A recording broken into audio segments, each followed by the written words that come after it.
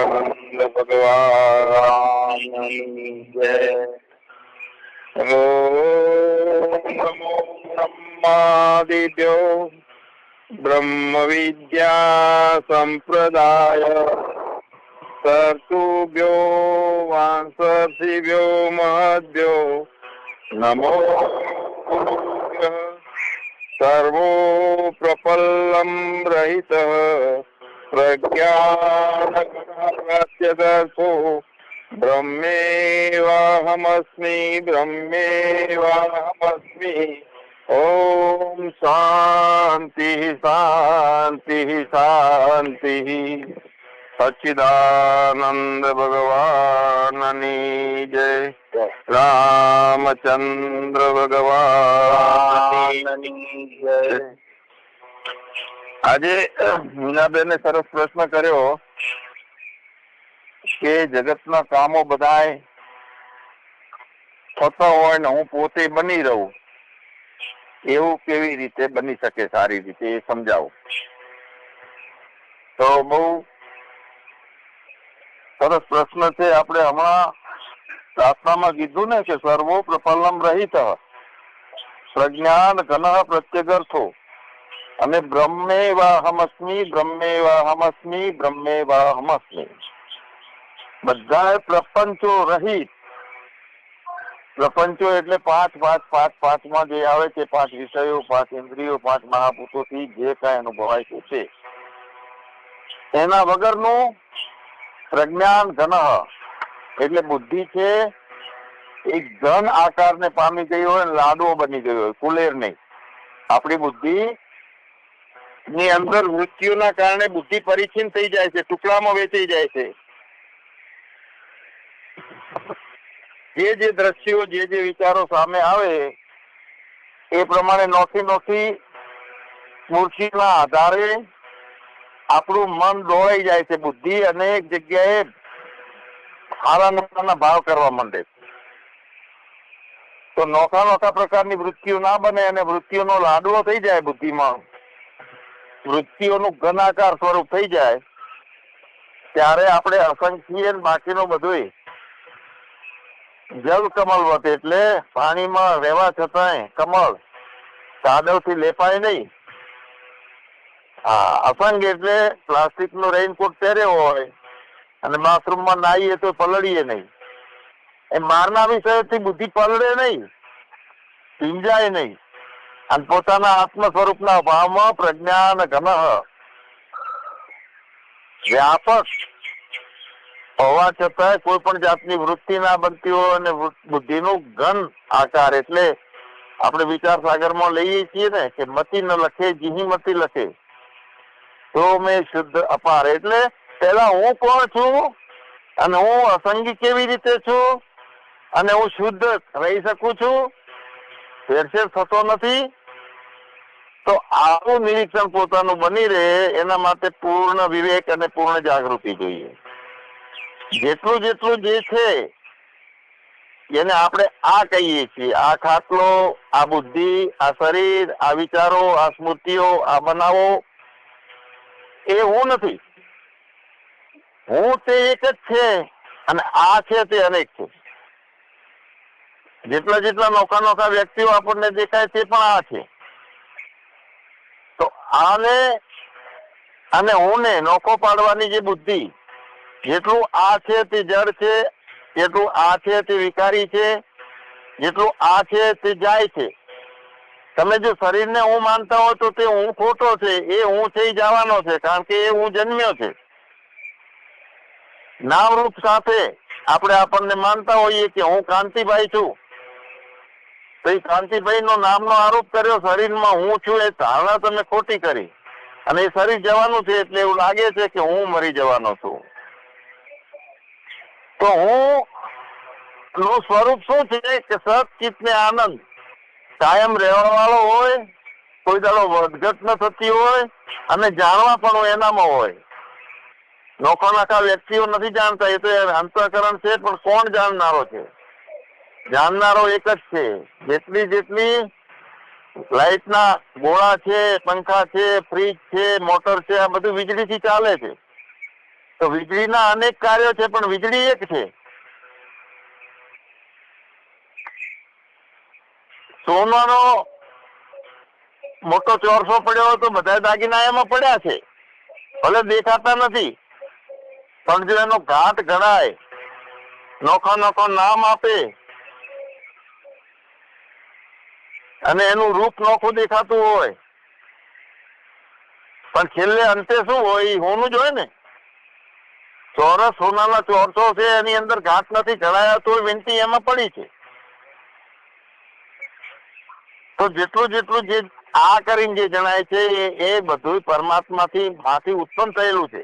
અલગ અલગ નામ રૂપ ને આકારો આપણી વ્યક્તિની પેદાશ છે, પણ એ બીજું છે એમ માની લઈએ છીએ. આપણો પ્રશ્ન કામ કરતા કરતા હું બની રહે. તો પેલા તો કામ કોણ કરે છે? તો ત્યાં આપણે આપણો હું લગાડીએ છીએ કે હું કામ કરું છું. તો એ હું કોને માન્યો? જો મેં મને વ્યાપક, અસંગી અને ચેતન માન્યો તો કામ શરીર કરે છે, ઇન્દ્રિયોથી બધું થાય છે અને મન બુદ્ધિથી બધું થાય છે. જો સાચી જગ્યાએ મને મેં મૂક્યો હોય તો હવે હું શરીર છું, 5.5 ફૂટનો છું, જાડો છું, કાળો છું, ધોળો છું, આવું માન્યું હોય ત્યારે એમ લાગે છે કે કામ હું કરું છું. હવે કામ હું કરું છું એ ભાવ છૂટી જાય અને છોડી દીધો હોય તો તમે જુઓ કે કામ કરું છું કે કામ થાય છે, તો તરત લાગશે કે કામ થાય છે. અચ્છા, કામ થાય છે તો તમારી હાજરીમાં થાય છે કે એમને થાય છે ઓટોમેટિક? તમારા વગર કામ અંતઃકરણથી થાય ના થાય? જેમ કપડું છે અને ગાંઠ છે.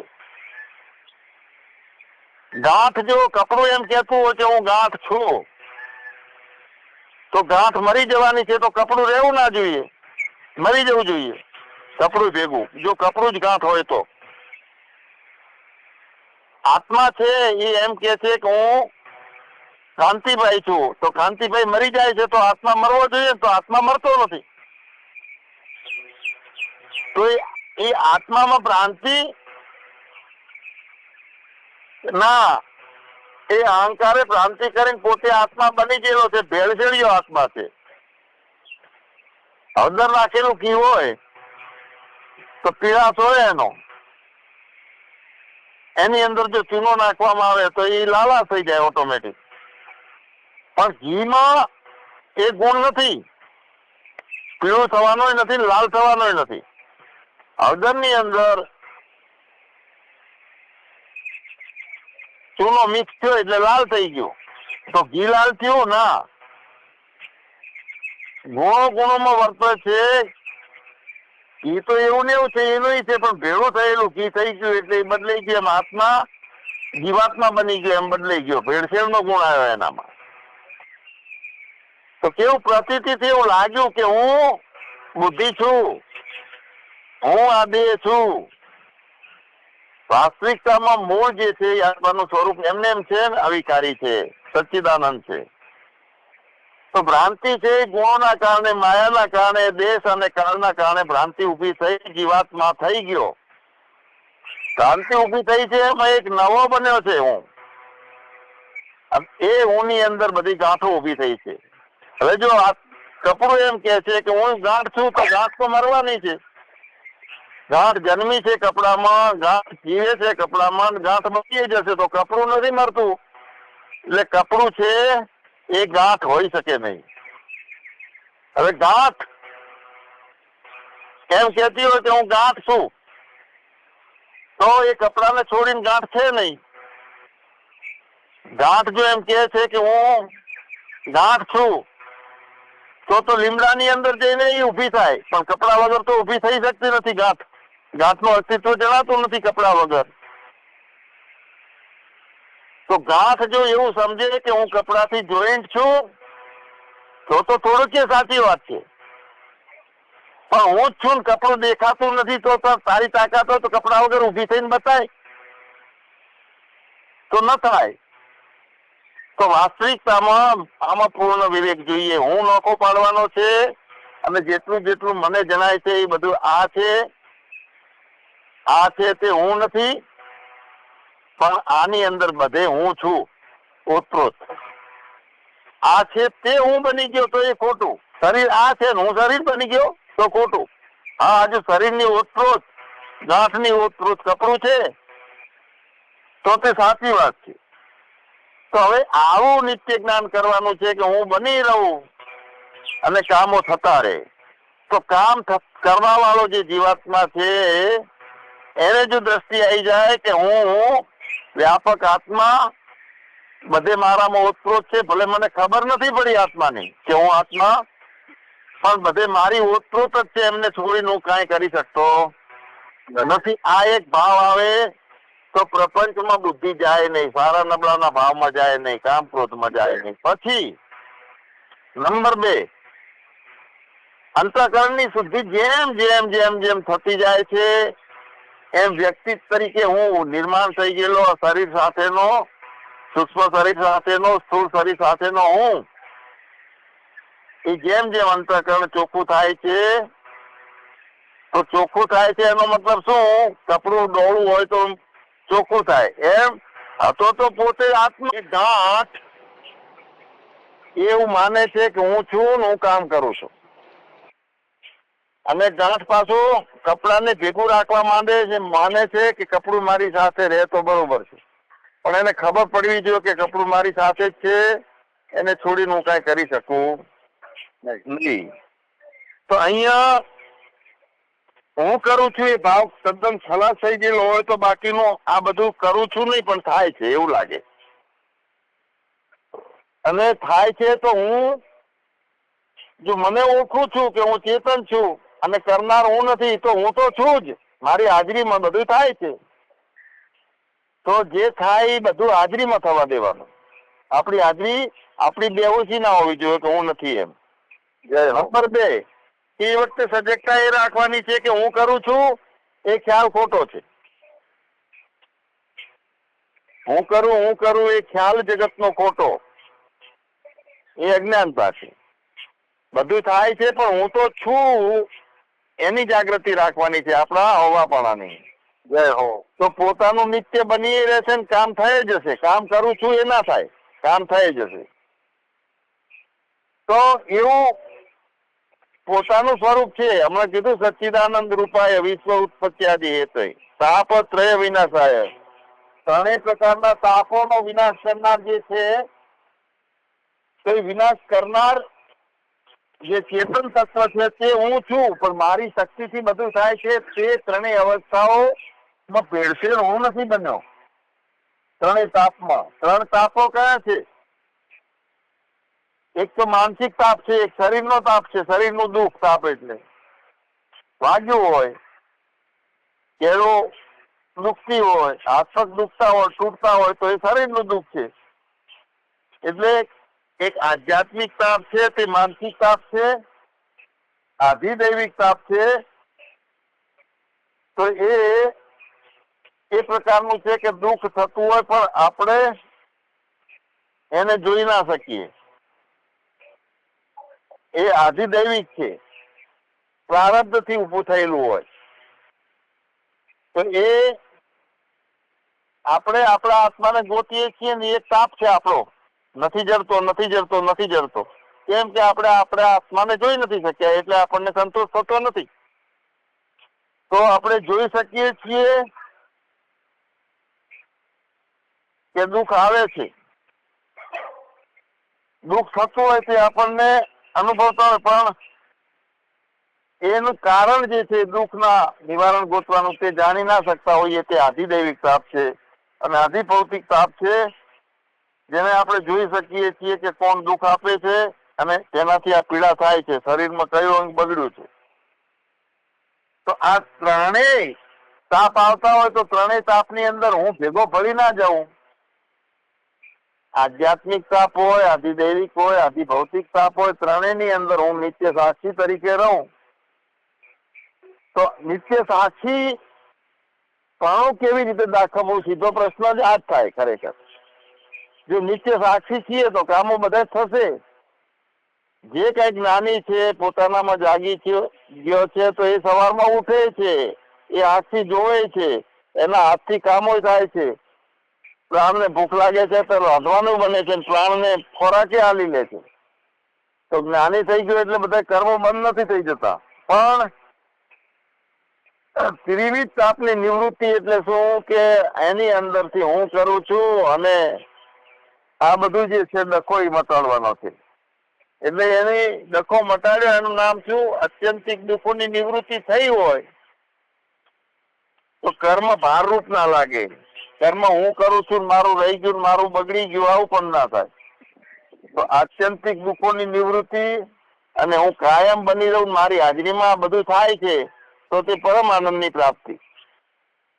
તો આપણા જીવનનો મુખ્ય હેતુ જ આ છે કે દુઃખોની સદંતર નિવૃત્તિ અને કાયમી મારું પણ હોવું કે જેમાં દુઃખ સહી શકતા નથી, તો પરમ આનંદની પ્રાપ્તિ.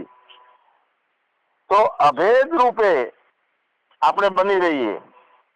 અને ભેદ વાળા ભલે કામ થતો હોય, નાવાનું થતું હોય તો સાડી કઈ પહેરવી છે, પીળી પહેરવી છે, લાલ આ પહેરીશ તો સારી લાગશે, બધું ચાલે તો એ પ્રમાણે બધા ભેદવાળા કર્મો થતા જાય. પણ છેવટે શું થાય કે જે હશે હવે ચાલશે એવું કરીને જે હોય ચલવી લે. મતલબ એ થયો કે પ્રપંચમાં પડવાનું નથી. સર્વ પ્રપલ્લમ રહિત પ્રજ્ઞાન ઘન. બુદ્ધિની એવી સ્થિરતા હોય સાક્ષી તરીકેની. પ્રજ્ઞાન એટલે બુદ્ધિ ઘન સ્વરૂપે પામી ગયેલી હોય, એટલે પોતાનો નિત્ય હોવાપણું જે છે કેવો છું તો 5.5 ફૂટનો નથી, પછી બુદ્ધિથી જરાય એવો નથી, પણ પોતે છું અને ચેતન છે એનો ખ્યાલ આવે છે, તે નિત્ય છે. ગાંઠો ગમે એટલી પડે, અંદર ગાંઠો લડે કે હું કાકી છું, હું ભત્રીજી છું, હું સાસુ છું, હું વહુ છું, આ ગાંઠો લડે. પણ કપડું તો જેમ છે એમનું એમ રહે છે. એટલે શુભ અશુભ કર્મો થાય. અજ્ઞાનના કારણે ભેદ બુદ્ધિ આવે કે હું કરું છું અથવા આ કામ સારું છે, આ કામ નથી સારું.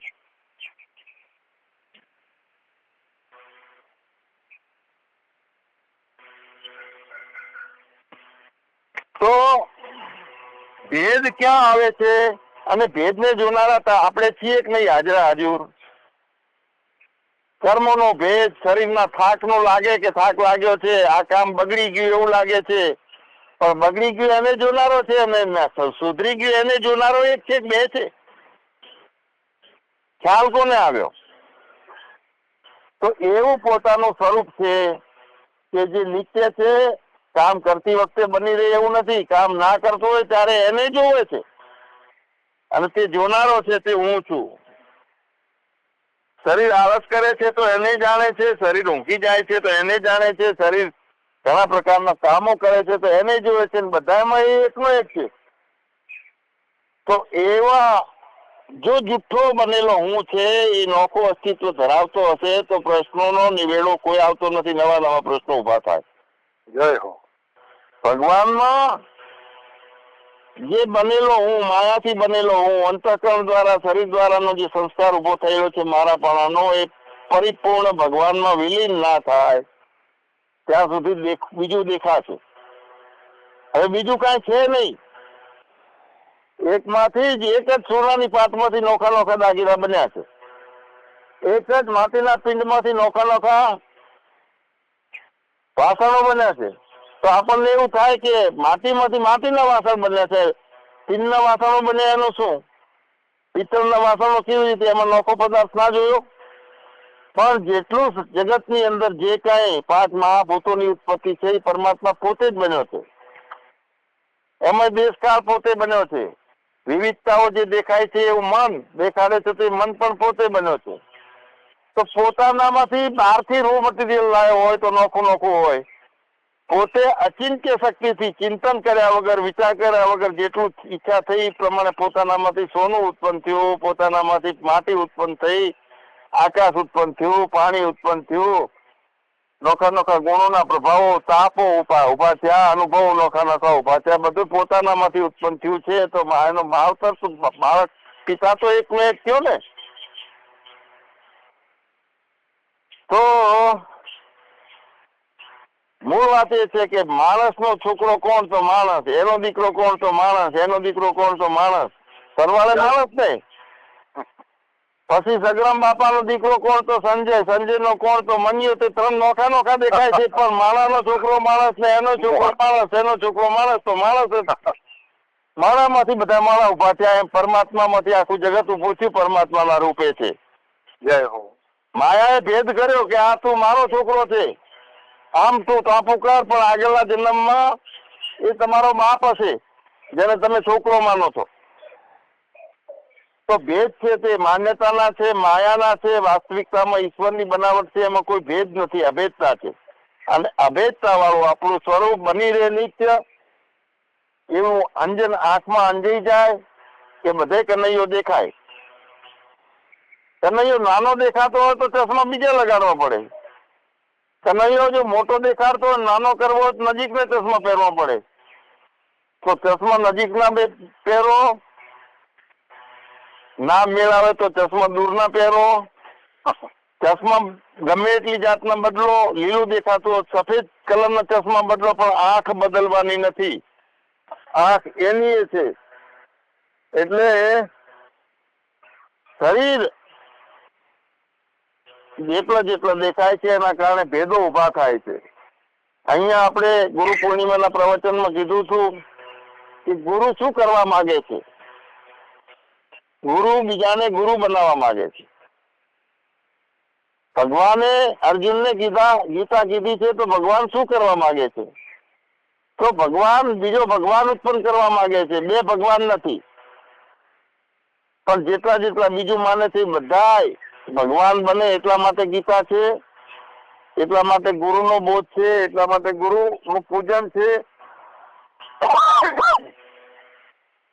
બધા પ્રકારના ભેદો મટાડવાના છે બુદ્ધિમાંથી. નોખી નોખી હું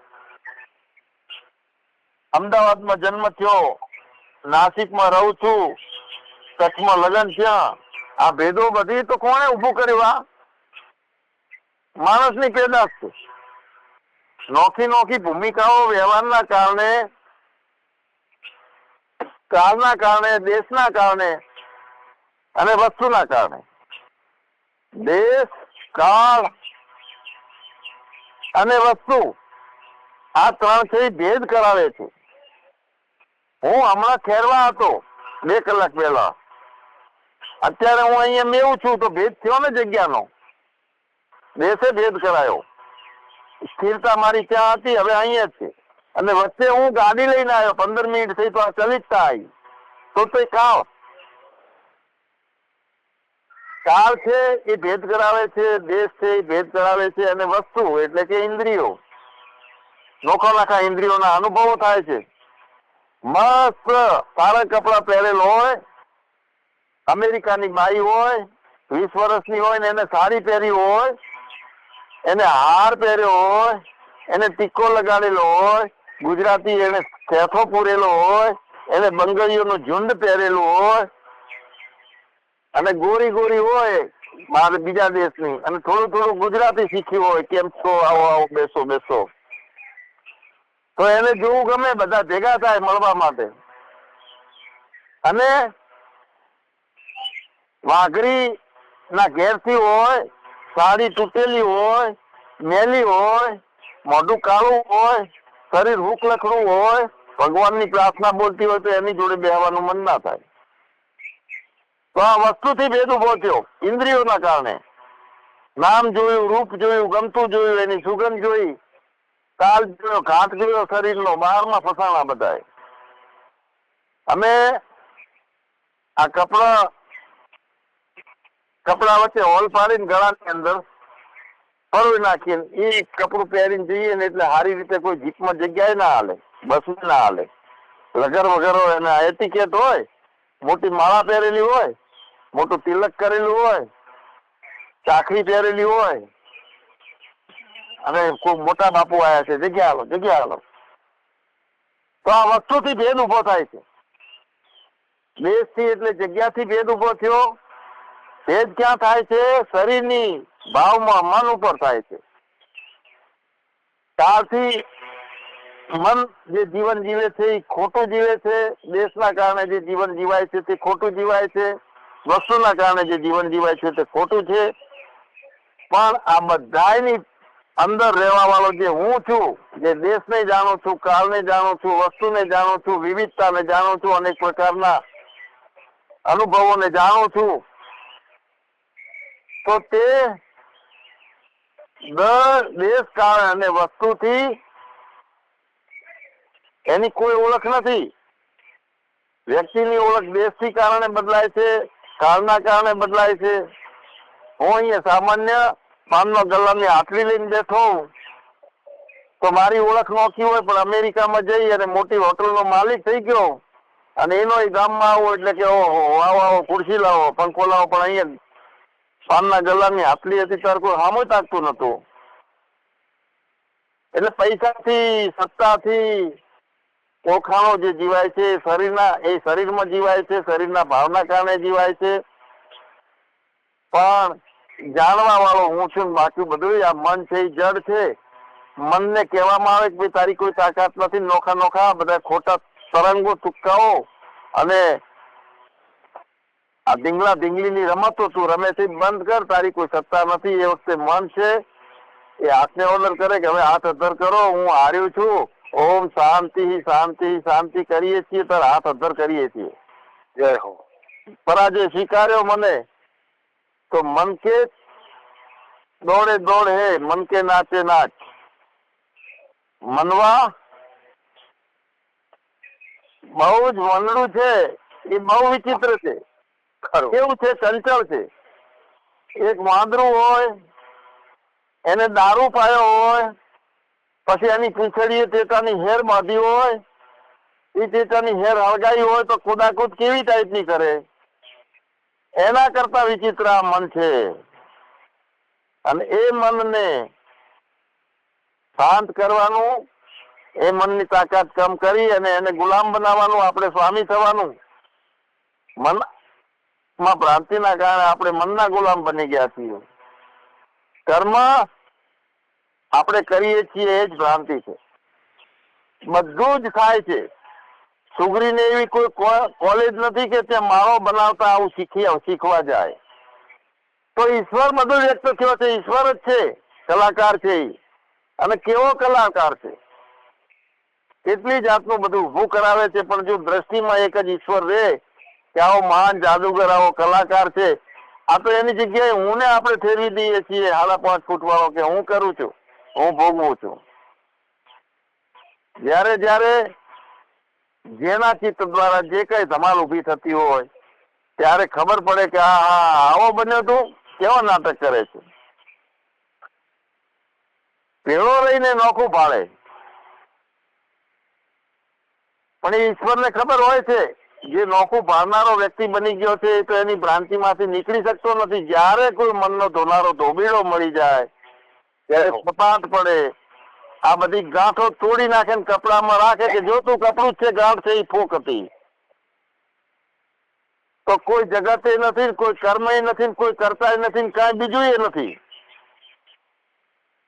બીજું ભાર્યું ક્યાં એ છે કે જ્ઞાનમાં નિત્ય યોગ અને નિત્ય યોગારૂઢ કોને કહેવાય કે કઈ નોખું જ પડતું નથી તમારાથી. કર્મ એ નોખું નથી, કરનારો નોખો નથી, એનું ફળ નોખું નથી, અને પરમાત્મા નોખો નથી. કારણ શું છે કે એક જ ખાંડમાંથી ગણપતિ બન્યો, એક ખાંડમાંથી ઉંદર બન્યો, એક ખાંડમાંથી બધું બન્યું, પણ ખાંડ ને ગાળીને બધું પીજો તો બધું ભેગું જતું રહે કે નહીં અંદર. તો કાર્ય અલગ છે, એની માન્યતા છે, એ મોટી ભ્રાંતિ છે. એનું કારણ આ છે એવું પણ વિચારીએ છીએ તો પણ તે નિત્ય યોગી નથી, એ પણ ભ્રાંતિ છે. તો કાર્ય સાથે કારણની નિવૃત્તિ બધું જ પોતાનામાં સમાય અને મેરે અપને સિવા કુછ નાહી, બીજું બધું ફોક છે. આ રીતનો દ્રષ્ટિકોણ બને. આપણે પણ ગુરુ છીએ, સામાન્ય છીએ નહીં, અને દ્રઢ સંકલ્પ સાથે જીવન જીવીએ. જય સચ્ચિદાનંદ ભગવાન, રામચંદ્ર ભગવાન જય. બોલો ભજન બાપા. હા બાપા, સદગુરુ ભગવાનની જય. યોગી પુરુષ કેમ જાણીએ રે, ઓય લક્ષણ આઠે આઠ મારવાલા. યોગી પુરુષ કેમ જાણીએ રે, યોગ તે શબ્દ ને વખાણીએ રે. ઓય તન મન નું જોડાણ મારવાલા, યોગી પુરુષ કેમ જાણીએ રે. યરે નિયમ જના ઉર મારે, દર્શન ધન્ય બની જાય મારવાલા, યોગી પુરુષ કેમ જાણીએ રે.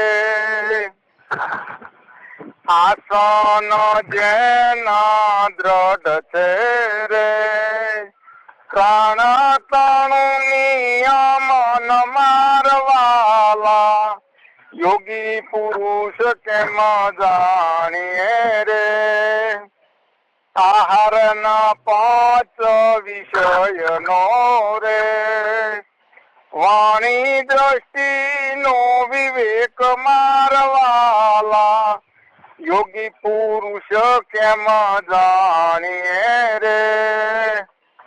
ધ્યાન કરે નિજ નામનું રે, ધારણાય અખંડ બ્રહ્માકાર મારવાલા, યોગી પુરુષ કેમ જાણીએ રે. લાગે સમાધિ એક બ્રહ્મની રે, આંખે પર આનંદ મારવાલા, યોગી પુરુષ કેમ જાણીએ રે. અખંડ નામ ગુરુદેવનું રે, સગરામ છું ચરણો નો દાસ મારવાલા, યોગી પુરુષ કેમ જાણીએ રે. સદગુરુ ભગવાનની જય. જય હો જય હો જય હો જય હો જય હો.